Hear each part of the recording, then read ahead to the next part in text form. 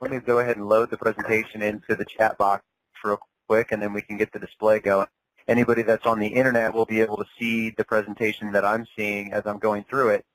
So maybe if you're calling in, then in the future you would consider getting on the internet. Although there are limited spaces for getting in on the internet chat. I think it's 25, and then there's actually a limit to the number of firsts, but it's pretty high. I think it's 50 or 60 or something like that. All right, so here we go.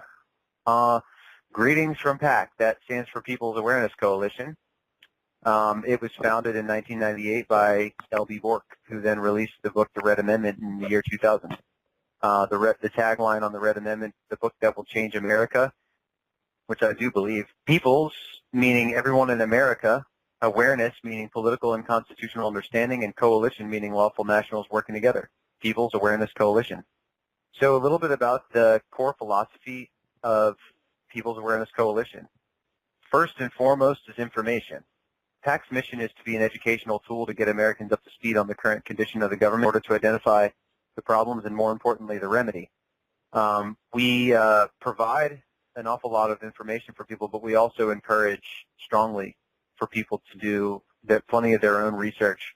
Because if we have a lot of people working together and researching different things, then 50 heads are better than one, right? So if we have a bunch of people working on different things and then also coordinating together and working together on things, we can get a lot done. The next core philosophy would be nonviolence. Our belief is that wars and rebellions are the two most destructive diseases of society. So we aim to, have an impact and make the changes that we wish to make in a nonviolent, non-aggressive way and non-confrontational way. It's an administrative process, and it is substantive too. It's not just a philosophy. It's not, or I should say, we're going over the PAC philosophy, but this is not just a theory. The remedy that we provide is a physical, thing that you can hold in your hand.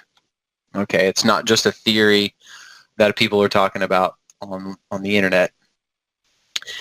So the next would be cooperation, the next core philosophy. It's extremely important to stay connected with other PAC members and become involved. And then in a broader sense, we believe that it's really important to get connected with your neighbors and stay connected with your family and, always be kind of planting seeds in people's minds, helping to spread real knowledge based on research, based on law, based on actual hardcore concrete facts. And again, not based on theories, not based on mythology that people come across in the darkest corners of the internet. The last point that I have here is purpose. We have a definite, clear, and defined purpose, and that is to identify and correct the fundamental problem plaguing America for the last century and a half in order to restore the Republican governmental system as prescribed by the Constitution. And the main overarching philosophy is that freedom is responsibility. You can't be free if you don't take responsibility for the things in your life. So a few questions that I like to pose to keep in the back of your mind while we're going through this presentation is how many of you would like to better understand why things are the way they are? I think everyone would like to better understand that, because it's very important to understand a problem in order to have less anxiety about it, in order for it to cause less fear. It's really important to just dive into it and really understand it. Throughout this presentation, that's the goal, is to help bring more understanding and to really identify and pin down the exact problem, like the fulcrum of all the issues, the major issues that are going on right now and have been going on. Further on, I always like to ask, why does it seem like they just make up the rules as they go? They being the hierarchy enslaving you. Why does it seem that way? And that's a good operative word. Why does it seem that way? Why are so many people actually afraid of the government? How many of you would like to feel more secure? It's our goal to help answer these questions, or to help you to answer these questions, right? Because we don't like to just give out all the information. We like to we like to spark that need for understanding in people so that they go out and research these things, so that they go out and get the book and read it and understand it and spend time studying, because knowledge is power, and we want to teach a man to fish, not give a man a fish. So where do we begin? First, we'll begin by becoming familiar with important terms. Then we'll explore how they all fit together. They all kind of stack on top of each other, and then at the end, we kind of come to the big reveal as what is exactly the problem, and then how to correct it. I always like to point out that when you're reading law and when you're reading legalese, it's the words that are used sometimes in a different way than what you would use them in normal everyday speech. And so when people are reading through laws and stuff, they might misinterpret what a law is actually saying. So that's why it's important to really go through and parse through the nuances of the definitions of the words, especially the definitions of the words at the time that a certain law was written. So for instance, when we talk about the 14th Amendment, it was written in 1868, so we'd like to reference legal dictionaries from that time period because words have changed. Now, some of the terms that we're going to go over are status, citizen, power, and then we'll look at the relationship and the contrast between what are rights and privileges, what's liberty and freedom, and what's legal and what's lawful. Without further ado, we'll go to the first and most major definition or word, that is status. The reason this is the most important one, in my opinion, is because this is the target of the process that People's Awareness Coalition provides.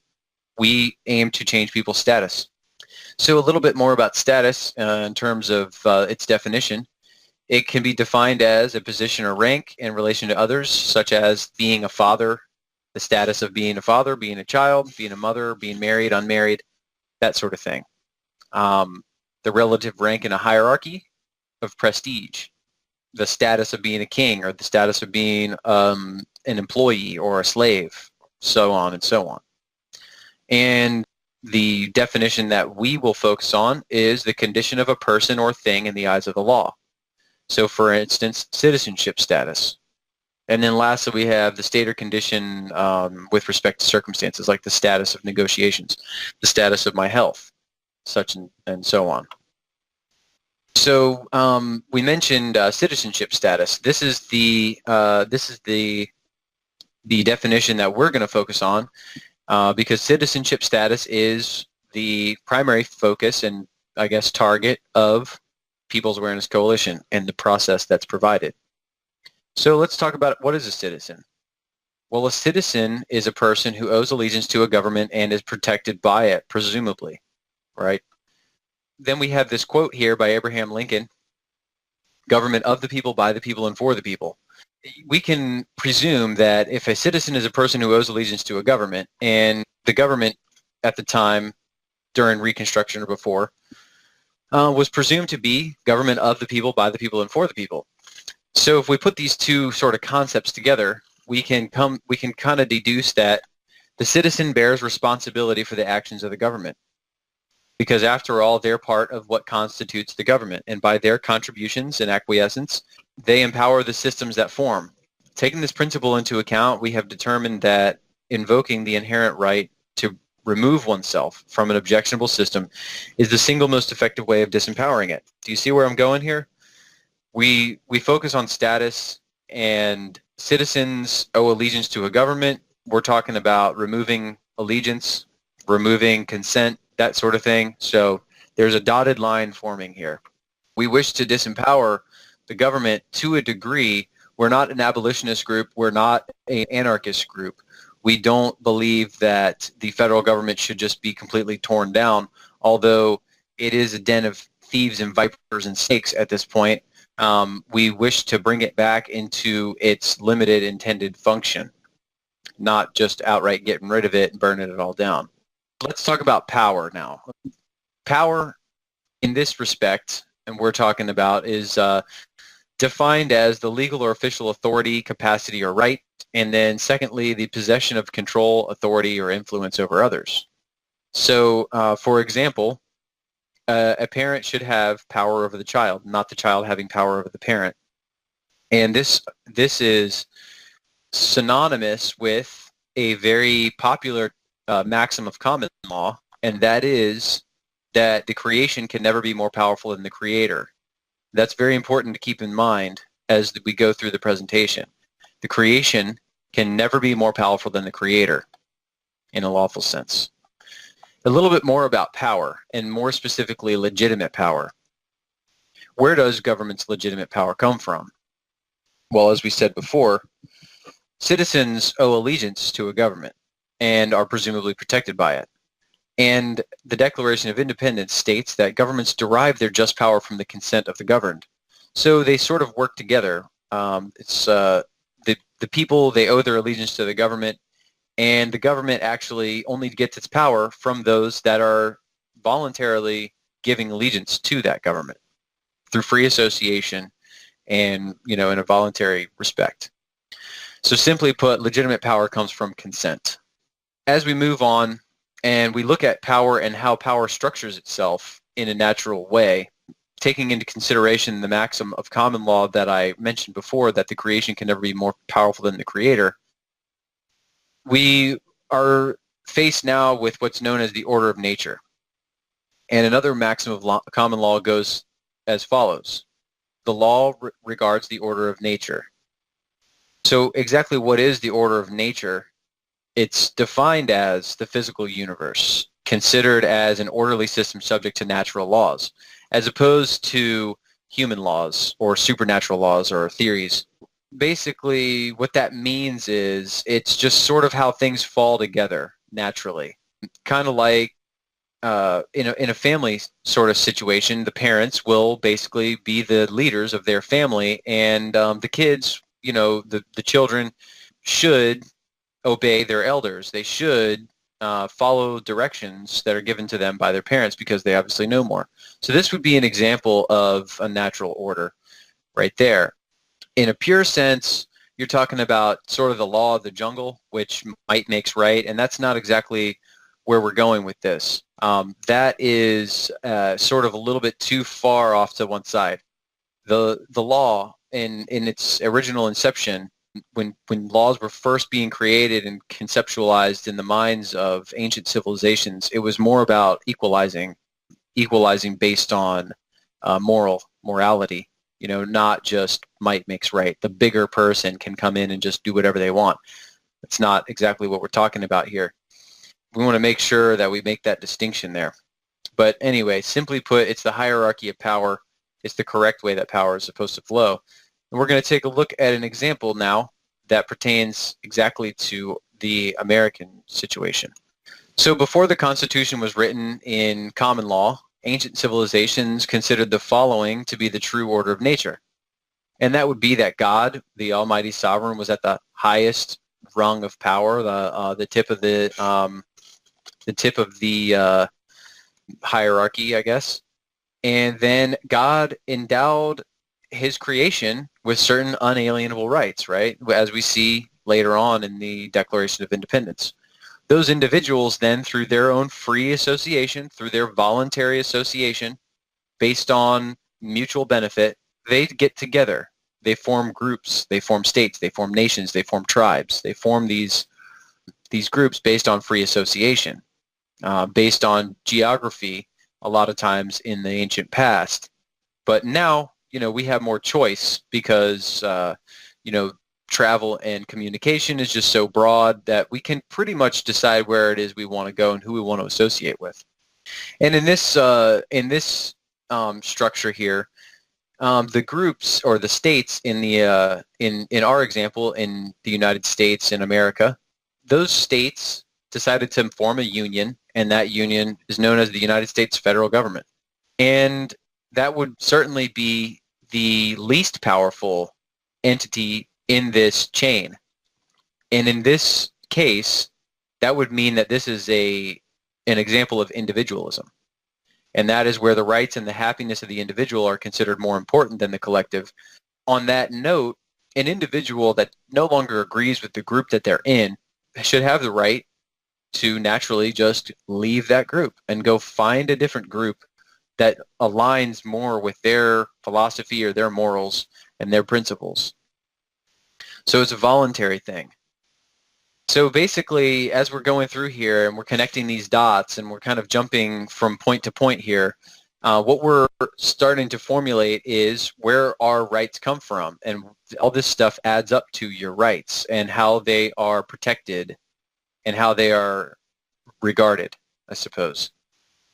So here we have another very famous quote that you'll all recognize. We hold these truths to be self-evident, that all men are created equal, that they are endowed by their Creator with certain unalienable rights, and that among these are life, liberty, and the pursuit of happiness. That's taken directly from the Declaration of Independence. And we want to focus in on a certain word in there, and that word is unalienable or unalienable, tomato. What it means is basically it is an attribute that's impossible to take away or give up permanently. So what changed exactly? What did change exactly? Something must have changed if we seem to believe, based on the questions at the beginning of the presentation, that it seems like they just get to do whatever they want. How is it that they just get to do whatever they want? Something must have changed. There must be some sort of element here that we're missing, right? Because your rights can't be taken away involuntarily, and they can't be given up permanently, but you can't decide not to value them and not protect them, and in essence, you can give them up voluntarily. But they are always there waiting for you to wake up. So how is that? What happened? How did people's rights get put into sort of a voluntary forfeit? How did it happen? So this is where we really start to dig into the 14th Amendment, and we really start to want to examine the language in the 14th Amendment so that we can identify, because this is where the problem lies. The 14th Amendment's complex language created for the first time a status called citizen of the United States. Prior to this, all individuals were members of their state. So basically, one of the main operating words in this last point is that the 14th Amendment was created as a function of the federal government. It was created.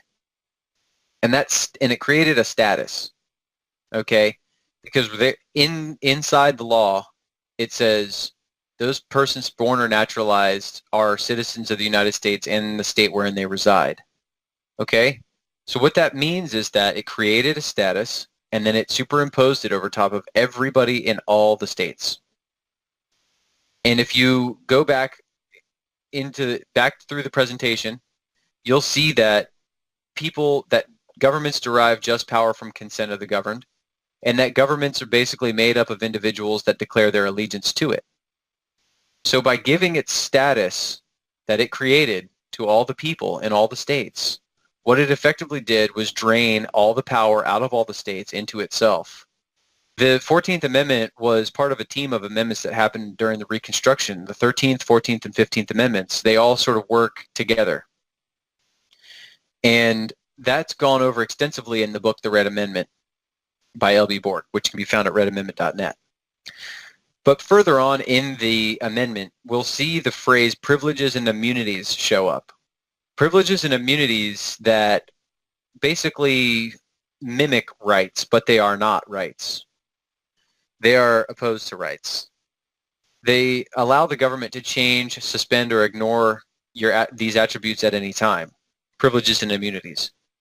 We'll see this in this example here that's found in West Encyclopedia of American Law, 2nd edition.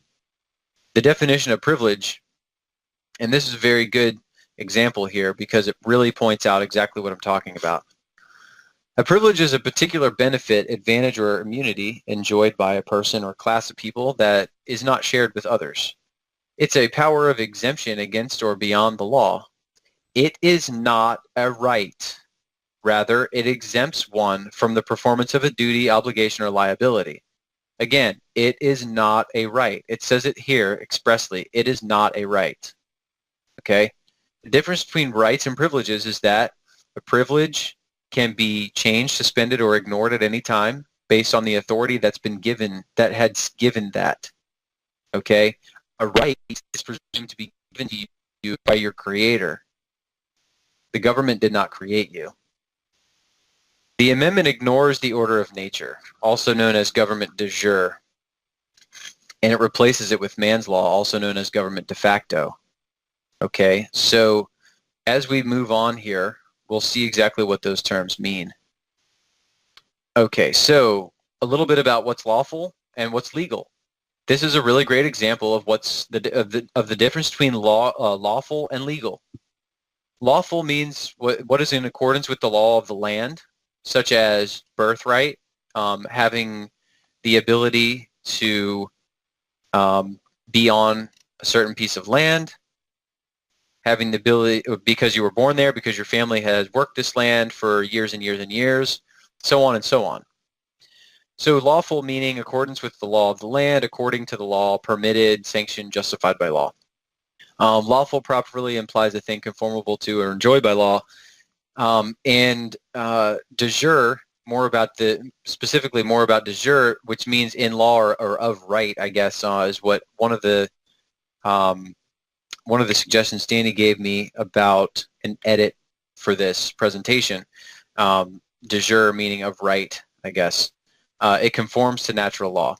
All right. Legal, on the other hand, is more about pertaining to the understanding, the exposition, the administration, the science, the practice of law. It's more about the ritual. It's more about following to the T every written letter of the law and not taking into account morality or ethics or what actually is right, the spirit of the law. Okay? And this is an example of what is de facto, meaning of fact or in fact. Okay? It's what man's law is. And so in the example that we were just talking about in the 14th Amendment, what happened is the lawful status of the people living in the states was that they had the birthright to that state. So they had their allegiance resting in that state. So then the de facto law came in and laminated itself over top of all those people based on just what was written, not based on natural law. And so what was written in D.C. then was applied to everybody in all the territories and in all the states at the time. And that would be an example of just what was done in fact or of fact, okay? Because of the fact that somebody wrote that down on a piece of paper, now that's what everybody's doing. It doesn't have anything to do with natural law. So a little bit more about these two being compared to each other. Legal looks more to the letter of the law and lawful more to the spirit of the law. Legal is more appropriate for conformity to positive rules of law and lawful for accord with ethical principles. Legal imports rather that the forms of law are observed, that the proceedings is correct in method, and that the rules prescribed have been obeyed. It's more about the ritual. It's more about just the practice and the following of every minutia in detail. Lawful meaning more that the right is actual in substance and that moral quality is secured. Okay, so sometimes these things really are opposite of each other. They seem like they're very similar. They seem like they would almost be synonymous with one another. But sometimes they actually are very, very different from each other.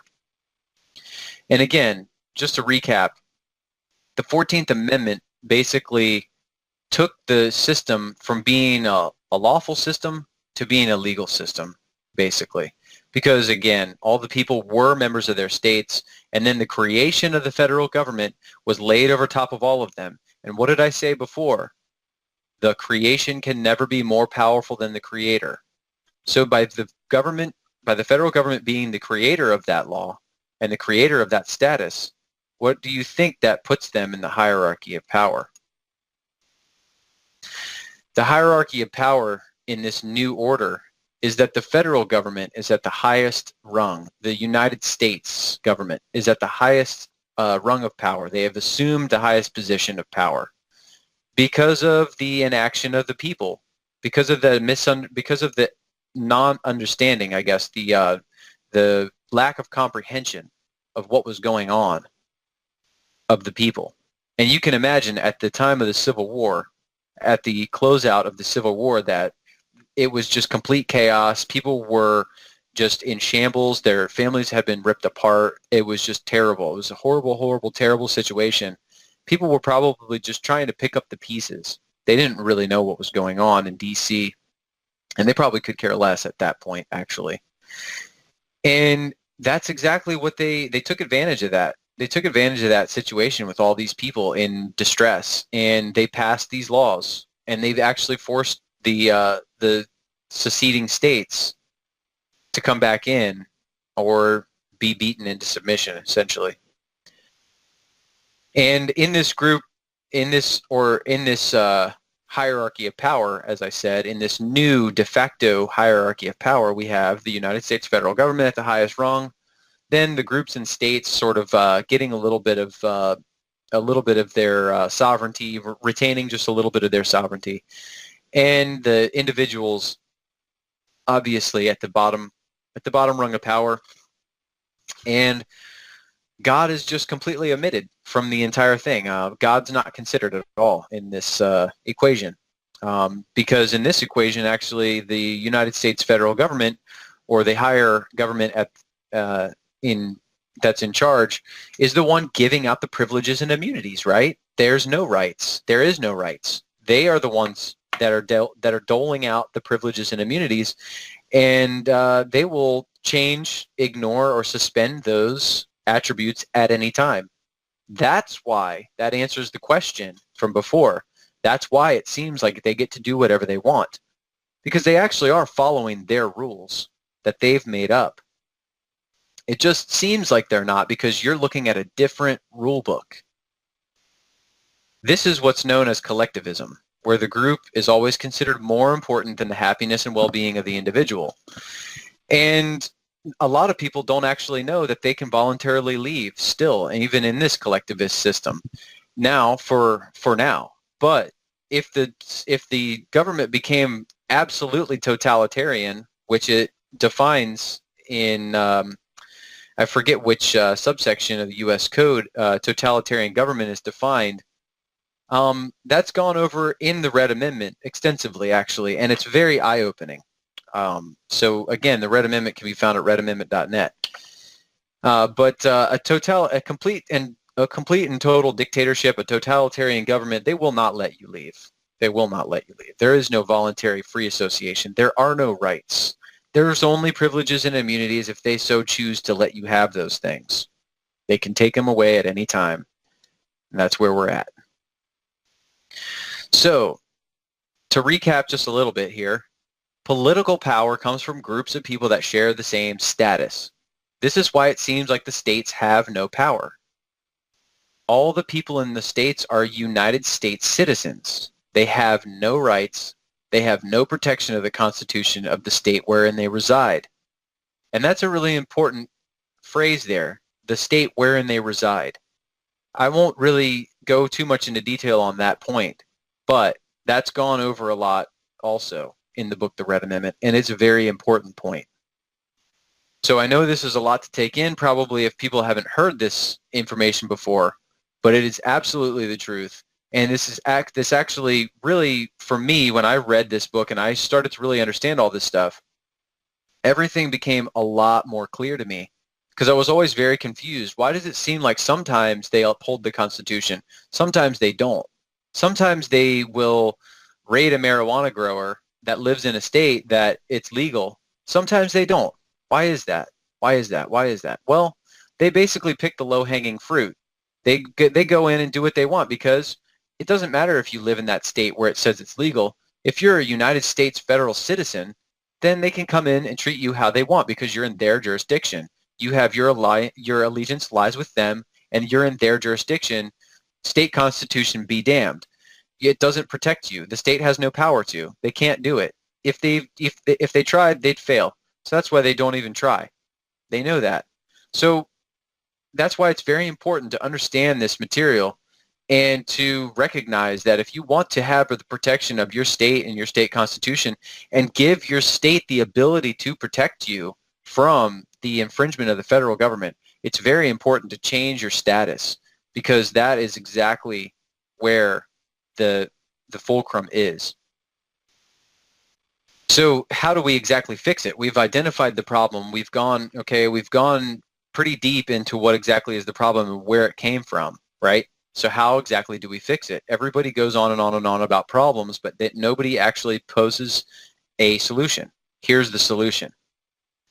The best way to correct the situation is to bring the power back to the states.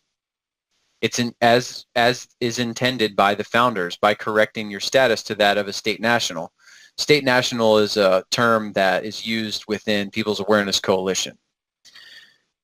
This means pledging allegiance to a state, thereby bringing political power back to the state and bringing the federal government back into its intended function. Some people like to call this repatriation. It's not expatriation. You're, I guess, an expatriate from the United States federal government, but you would be repatriating your state.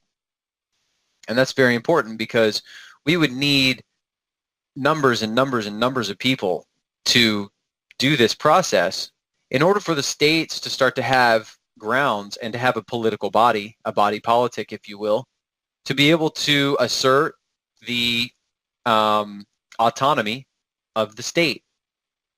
Otherwise, that autonomy is just sitting there waiting, kind of like maybe Sleeping Beauty, waiting for the prince to come and wake it up, right? It's just sitting there waiting. It's there. Another interesting maxim of common law is that the law sleeps but never dies. Okay? So it's there. It's waiting. Just waiting for people to wake up and realize what's going on, draw the line between the dots, figure out what's going on, and make the change in their lives. People's Awareness Coalition is here to provide the remedy, but we need your help. And by what I mean provide the remedy is there's actually substantive physical information that's given to you that you go and you do something with, and that changes your status. You are acting in good faith. You're telling the government and all the other agencies around what you're exactly doing. You're not going to be a tax protester hiding in the closet, trying to constantly hide from the situation. You're standing on your rights. You're standing proud and tall, and you're saying, this is what I'm doing. I understand what happened. This is what I'm doing. And they can't do anything about it. But it's been this mission of PAC since 1998 to bring proper constitutional education and political awareness to all Americans. But in time, it's been realized that most Americans aren't quite ready for one reason or another. Maybe they've gotten into a position that's very dependent on the government. Maybe they just aren't ready to understand information. Whatever reason it is, doesn't matter. The PAC Alliance was formed to help get people that aren't quite ready but do understand the information and they do want to help. The PAC Alliance was formed to basically get other people involved that want to help work together. They want to study and help spread information, but they're just not ready to jump right in. This is fine because PAC is always looking for good people to move this vision forward. Those people who are looking to free Americans from this deception and assist those that truly want freedom. Freedom as opposed to liberty, I should say, because freedom, again, like I said in the very beginning, freedom is responsibility. Liberty is, basically being able to just kind of run around haphazardly in just that the government, big parent government is going to be there all the time to kind of pick you back up and to hopefully help kiss your wounds and stuff that you have incurred from being irresponsible. So we really want to highlight the fact that freedom is responsibility, and we're aiming for freedom here. Again, PAC is here to help. People's Awareness Coalition has released lots of information that can be found at pacandlaw.us in the form of white papers. Those are sort of supplementary reading materials that kind of click into and they expound on the different information that's in the book, The Red Amendment. But they're very relevant and they're very helpful still for anybody that's trying to understand what's going on here. And you can start your educational journey there, and you can go and find assistance from other PAC members and PAC Alliance members at the Facebook group Official PAC Alliance, and you can go also onto the PAC Groups forum. It's PAC Alliance or pacinlaw.us/groups, and there's an open forum there. We could say that would be like a level 0 forum. And then there's level 1, 2, and so on. For that matter, this call would be considered sort of a level 0 call. This is just an introduction. And then level 1 would be the self-study stage, where you get the book and you read the white papers and you follow all the little rabbit holes that you will encounter when you're reading the book, from the over 600 footnotes that you can possibly cross-check all the information that's in that book. It's very, very it's a very deep and involved book. It could take, if you were to follow every rabbit hole that leads off of that book, and every all the suggested reading and all the case law that's gone over and all the different definitions and everything, it could take you a very long time to go through the book, but you will have an incredible understanding of the situation after you do that. So if you're not in a position to change your status right away, you can assist those that are. You can volunteer your time to assist with different projects. You can get together and help tutor people. You can reach out to people that are around you, friends and family and stuff, and share the information. Invite them on the conference call. Invite them to different events that happen, like the Freedom Slips call that happened tonight. There's going to be the Ultimate Remedy radio show is going to be something that's probably a reoccurring thing for a while now, I think. It's not just going to happen 1 or 2 times. I think we're going to keep doing that. And as we keep doing it, we're going to hone our practice. We're going to get better and better at it. We're going to draw more and more people in, and it's just going to get more clear and more concise. And the more and more people that we have working together, the better and better it's going to get. So if you're ready to learn more, you can access the best information on the subject, of course, by getting a copy of the Red Amendment. And again, go on pacinlaw.us. You can find us at the official PAC Alliance page and the PAC Alliance study group on Facebook. And if you want to, you can friend request me. I'm on Facebook. My name's Levi Fishbone Charlton. Again, my name is Levi Charlton, and I'm a state national of the state of Virginia. I went through the process that's provided by PAC after reading the book. It took me a while to get through the book because, this was really new to me at the time, and my cognitive dissonance was still really strong. Because of all the brainwashing that I went through in public school, it took me a little while to kind of eat through that. But this book will dissolve that away if you really, really go over it and try. So I do see that somebody has their hand up. And now that we're at the end of presentation, I would like to invite anybody that has a question to either press *2 on your touch-tone phone, or to raise your hand in the box that has your name, the 3 little white lines. You can raise your hand. So I'm going to go to this, which I think is Jason that has his hand up. Hello, Jason. Hello, Levi. How are you doing tonight? I'm great. How are you? I'm doing just fine. Sorry I got in a little late. I was coming home. It was my father's birthday, so I stopped over there a little bit. But I don't have a question, but I just wanted to add something from what you said before, when you said wherein they reside. That basically means that all federal citizens or 14th Amendment U.S. citizens are considered to have a resident status, okay, which means they have no rights, of course we know that, and they also cannot own property. Whereas a state national, they are considered as being the domicile. There's a big difference between those two. Is that right? Just correct me if I'm wrong. That's right. That's right. Yeah. I could have gone into that. No problem. But yeah, that was sort of like a breadcrumb there, but that's fine. I'm glad you said that. That's fine. We can add that to the presentation in the future. Sure. How you've been modifying it. It's improved since the very first one. I can say that. I can attest to that. But yes, I've got a list of edits that have been suggested that I'm going to be putting in this week, and then the new presentation will go out before the next Tuesday call. And also, I'm going to be sort of working through the YouTube Live thing so that we can try and get cross-platform sort of thing going on where we can broadcast over multiple platforms. So Yeah, that's we're going to awesome. be looking at, yeah. We do have another hand up. So thank you, Jason, for the point. That was a great No problem. point. Now we're going to go to Gino. Hello, Gino. Would you like to say something? Yes, I have a question. How long does the process take? How long did it take for you? For me, I took probably an exceptionally long time to do it because, like I said, I was pretty anxious about the subject matter.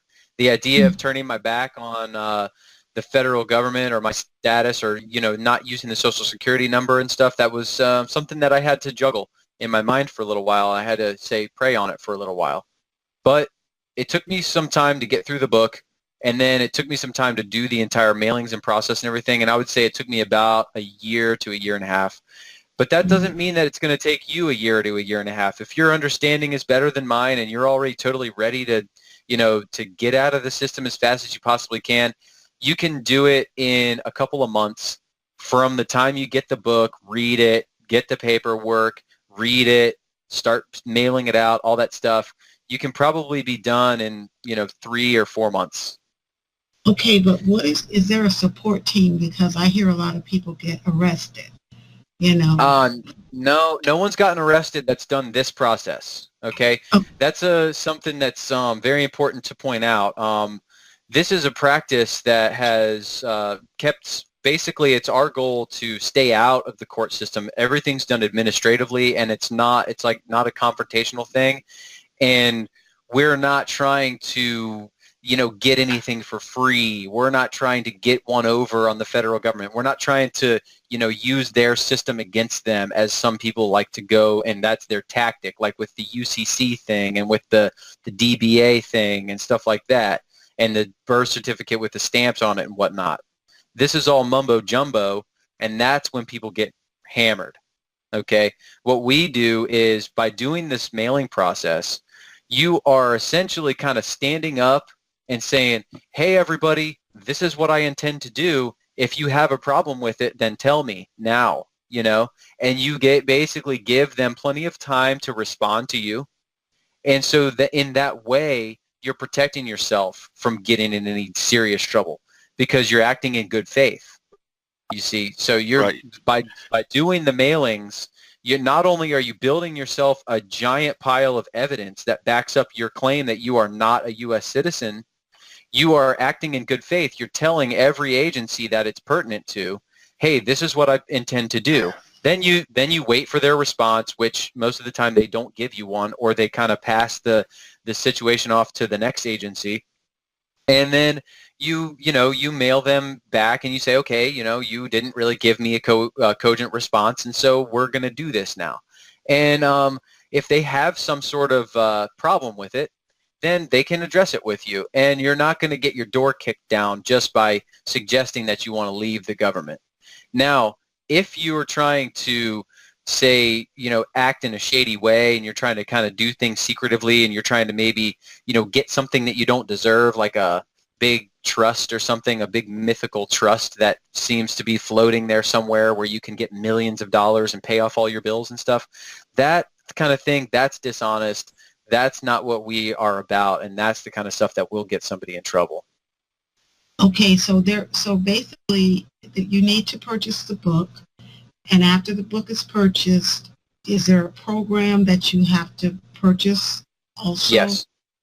Yes, Okay, so and I would say we've gone over this a couple times on the call, from basically somebody that, meeting them on the street, they've never heard about PAC before, all the way till getting through the process. It's going to cost less than $1,000, and Okay. you're going to basically get so much legal knowledge that you're going to be so confident, that you're going to know exactly what's going on.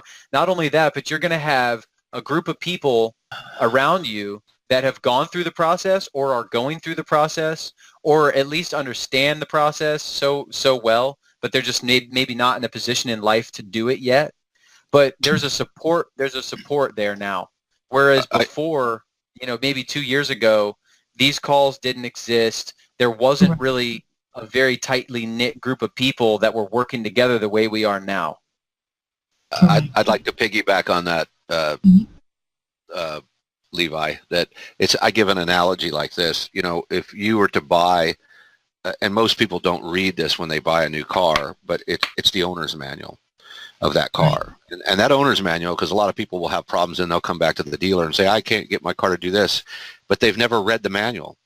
And so that's what TRA is. TRA is sort of the manual, the basic foundation for the information that you need to complete the process. So, and there's a lot to it. And it's mostly educational based. It's getting you up to speed. It's like what Levi said. It took him a while. It took me a while to get through the book too. And so it's just part of that process of learning about, it's like if you buy a new appliance, you read the owner's manual on the appliance or a tool, you read how to operate it. And that's what TRA does. Okay. One more question. What about now working?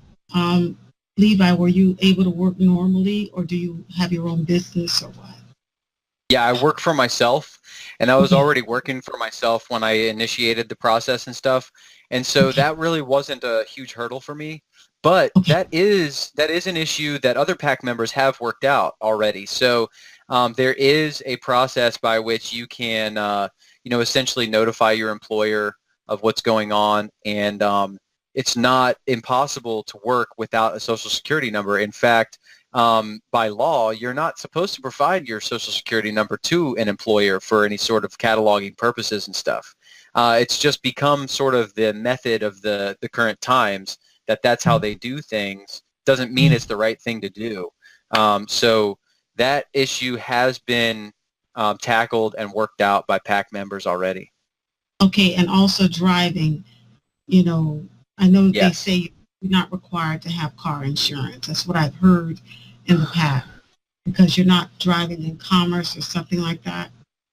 Well, that's not entirely true. You do get insurance, but it's done in a different way, and you do still operate an automobile, and that is also another issue that was very important for the coalition to work out, and it has been worked out. And it matters. It matters because you're driving around, and if you do get in an accident, under common law, if it's your fault, you have to pay. It's that simple. Yeah, you're gonna be so far in debt if you were to hurt or kill somebody that yes, you do need insurance, but you don't need to be a Social Security holding United States citizen to have insurance. Well, no, and also too, there was a particular state national that was in an automobile accident, but his case was dismissed. They didn't have. He was written up for it because he didn't have insurance, but he did cover the other. It was his fault, and he covered the damage to the other person's car. But the officer that wrote him the citations didn't show up in court because his status, because he was a state national. I'm not saying that it's a recommended thing. It was a quirk. It was just something that happened. But you can get insurance, or you can get a bond, and it's financial responsibility and accountability is what it is. But no, under common law, no, there's no requirement that you have it, legal requirement. Are there lawyers? Do you all deal with lawyers, or? No, because lawyers are maintainers of the system, and so they don't actually probably know exactly what we're talking about. And they're not going to be very helpful because, like I said, they're just maintainers of the system. And I've had sort of discussions with lawyers about this before, and they kind of go cross-eyed a little bit because they've been trained, in a certain way, and they just don't really fully get it. Right, and again, like you said, Levi, that they're maintainers of the system. They've sworn an oath to the court, which is a de facto court. It's not a de jure common law court. So their allegiance is to that court, not to you. Okay. Right. That's why they have to pass the bar, because they owe allegiance to that monopoly. It's a 911 call just released from law. They can to maintain that system. That's right. Well, I appreciate you answering my question. No problem. You reminded me of an analogy that I brought up before in the past, and that's that your understanding of law is metaphorically, I guess, could be synonymous with like a coat of arms. And so if you don't understand the law at all, then you could imagine you're running around there with no armor, no weapon, no nothing. But if you Right. really, really do understand the law, then, you've got plate mail and like a war hammer or something like that. You're like ready for battle. Not that we're saying go, aggressively after them or anything like that, but it's, it's for your own protection. That's why Right. people, would carry handguns for their own protection. Not to go out and shoot everybody. So yeah, I mean, it's like that little metaphor I always like to use. Okay. John made this comment down here in the chat box that lawyers are trained in the procedures of equity law where state nationals are not. So state nationals are trained in common law, and they're trained in equity law, which they don't know anything about really common law. I mean, there's a few carryovers from common law that are into this de facto law system, legal system that we have, thou shalt not kill and, certain things like that, which obviously those are objective reasons to not break those type of laws. So whether or not you're in a de jure system or a de facto system, there's certain things you're just going to have to comply with. It's not, this isn't a freebie to just go out and do whatever you want, but it's to remove the constraints that they put on you, the binds that they put on you by tacitly agreeing to be in their system. And so basically I could have a bank account, or would I need one? You probably, you would, we have one particular national that does have one, but he only uses it because of a particular incident that that happened prior to his nationality correction, and he just uses it for cashing that particular check, which is, I think it's that his ex-employer It's a reimbursement from the IRS. It's a reimbursement from the IRS because his ex-employer, that company that handles the retirement portion of his income, they feel like they can do that, but he's battling with them right now to get them to stop doing that because it's actually illegal what they're doing, and they could be fined up to $100,000 per incident, and they've already done it twice. Wow. And he's looked up the codes himself. He's looked up the IRS codes, and he's talked with the IRS personnel, and they agree with him. And they agree with him so much that they send him that money back. They refund it to him, but he had to have a way to get to cash that check. So he was able to that's awesome. to get an account. And it was some details that was into that I don't really want to get into right now about how he got it, but he was able to get it. But it's not like most banks won't give you a bank account without a Social Security number. It's true. They're not required they're not required to actually have that because you're not really, like Levi said earlier, they're not allowed to use that for any type of identification purposes, but they do. So it's one of those type of things that that's what we're you have to kind of do your research, and you have to look through the bank's bylaws, and then you have to kind of contrast it to the laws that are on the book for the state or for the federal government or whatever that are binding to them.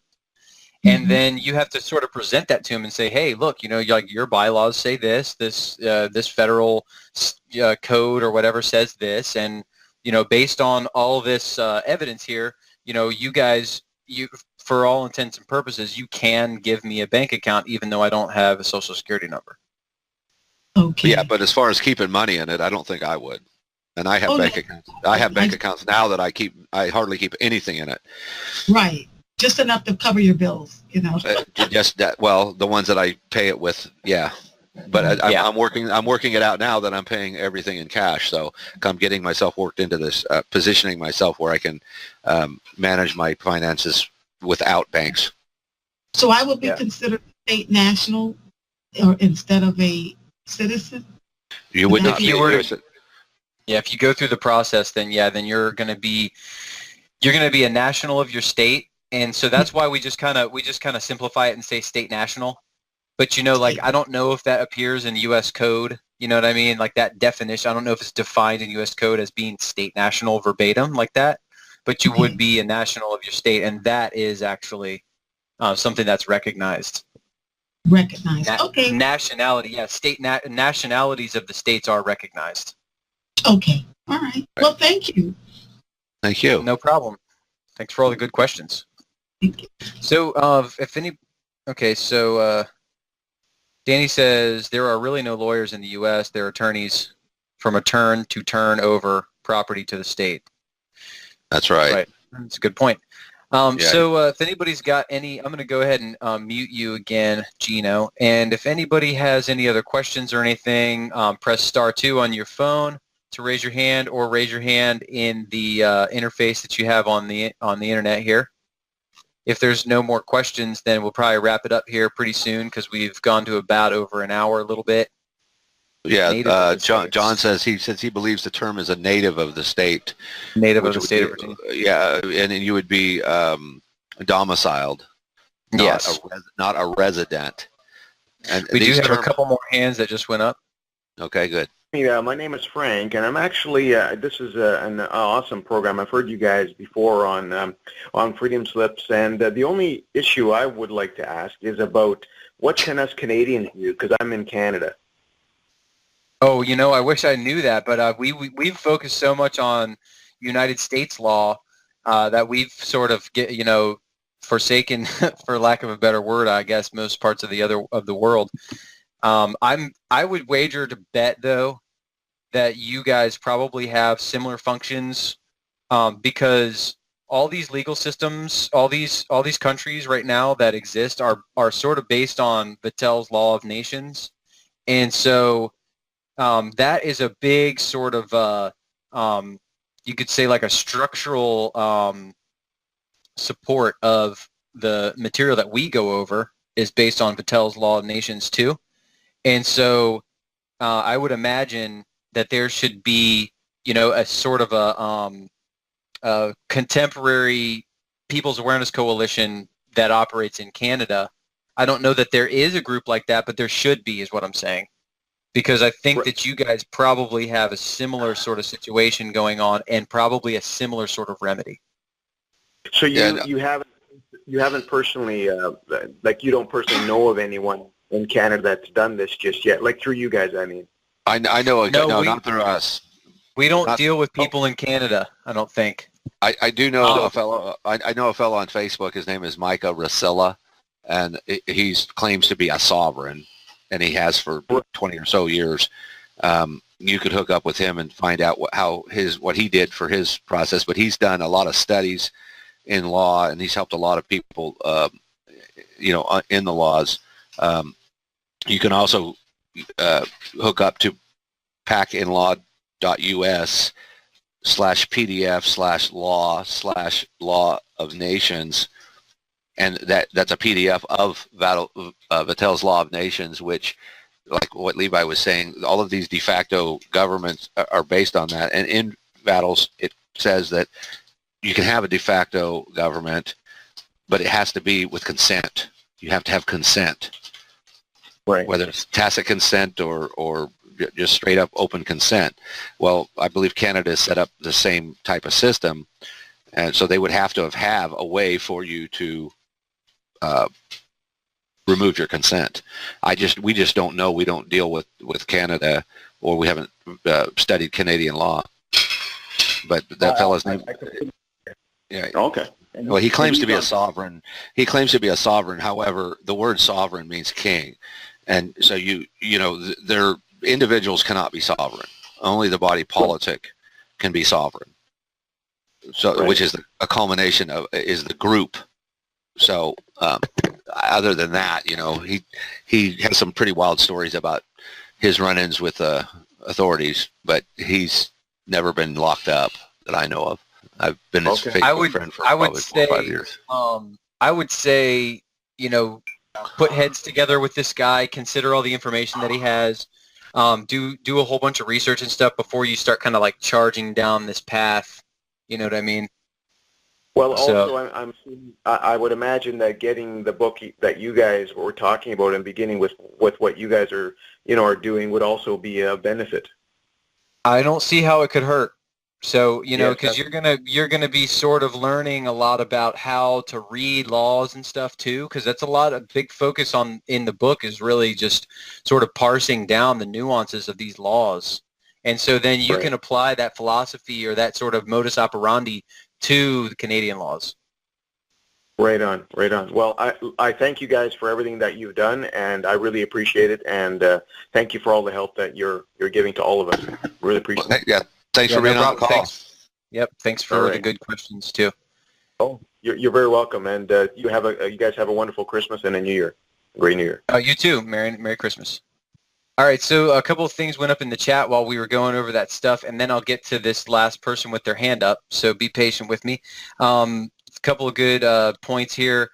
pacandlaw.us/pdf/law/law_of_nations. That is the entire Law of Nations, Vattel's Law of Nations. It's very good. Then Gabe says the code on state nationals, Title 8 U.S. Code 1101, subsection A, line 21, I think, or maybe it's Chapter A, line 20, I don't know. The term national means a person owing a permanent allegiance to a state.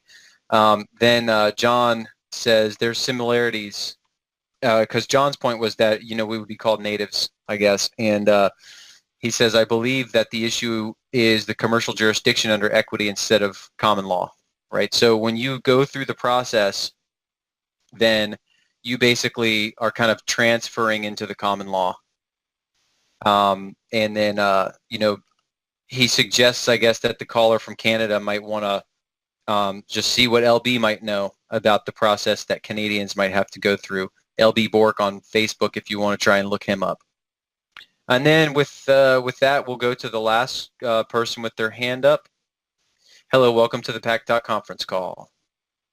Good evening, gentlemen. My name is Matthew. I had a question about the 14th Amendment, how it pertains to members of federally organized tribes. Oh, federally organized tribes? Did you say tribes? Federally recognized tribes. There's only a handful of them left. I think he's saying tribes, like as in Native American tribes, right? Native Americans, I think, is what he's referring to. Right. Okay. And so that would kind of also go along with how the Amish are treated and stuff, right? So a lot of these groups have started to adopt the practice of using the Social Security number, and so their status is sort of like vestigial now, because they're not really asserting their rights as much as they should. They've kind of fallen into the convenience of kind of going along with the rest of us and going along with the herd. But they do have, a different sort of parameters that they work within. Like, for instance, the Amish, they didn't pay taxes for a while. Now I think a lot of them do, because they're kind of going along with the crowd and stuff, so to speak. Frank, did you have any points? Did you have any points on that? Well, yeah, if you've got a Social Security number and you use it, or if you partake in any benefits of the de facto system, then yes, you're part of the system. That's what I know about it. LB might have more information. Doesn't the 14th Amendment explicitly mention Indians in it, and what the privileges are? I think so. No, it only. Not as far as I remember. I'm going to look it up right now. It has to do under Section 2. It had something to do, said something about excluding Indians not taxed, and it had to do with for representation for voting, because they changed the way the representation was when they reconstructed, and so they didn't count them. They didn't count them. But other than that, I don't know of anything that mentions that the 14th Amendment mentions. If you haven't read the Red Amendment, I would suggest that you get yourself a copy and read it. Levi's checking it right now, and I could too. I did. It's under Section 2. Most tribes that were, even up until the 40s were not considered U.S. citizens.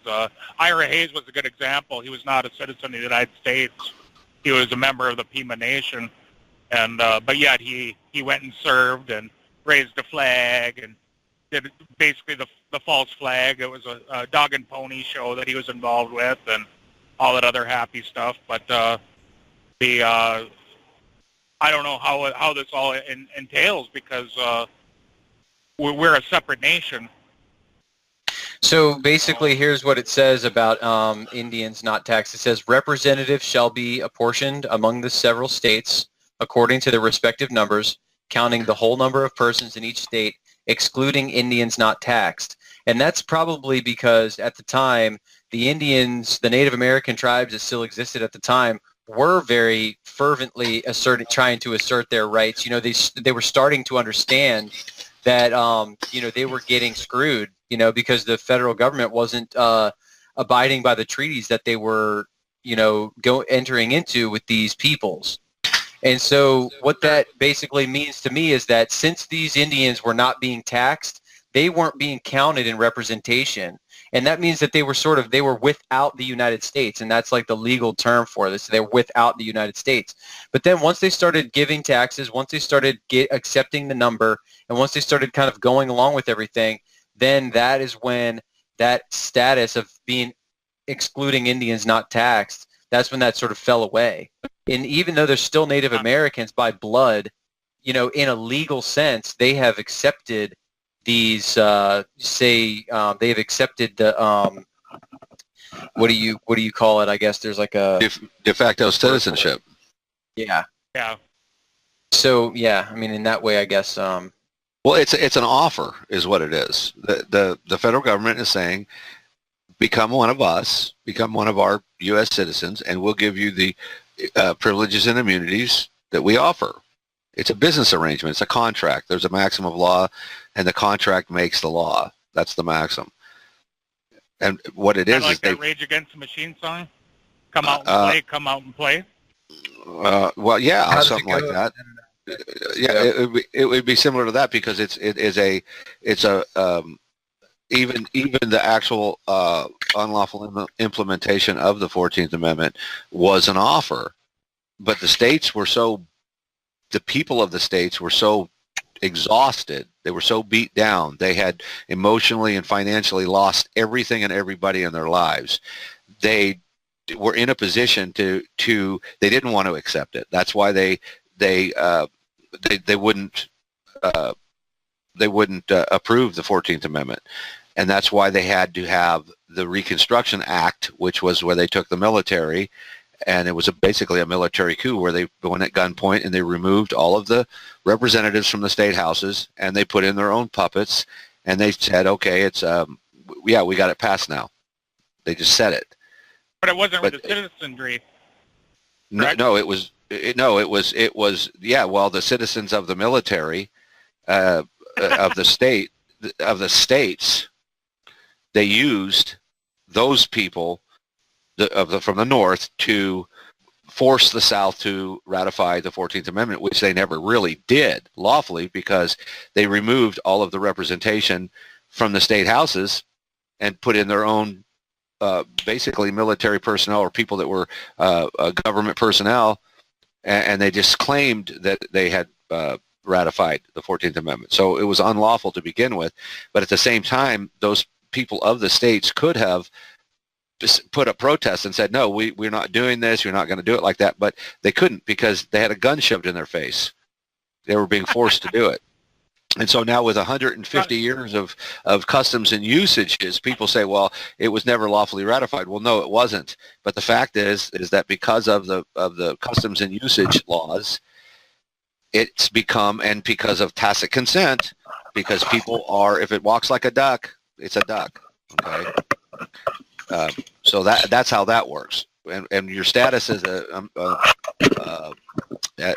what I know of, as a Native American, is if you have Social Security number, driver's license, and bank accounts, and all of the privileges that comes with the de facto government, de facto citizenship, then you are considered one of them.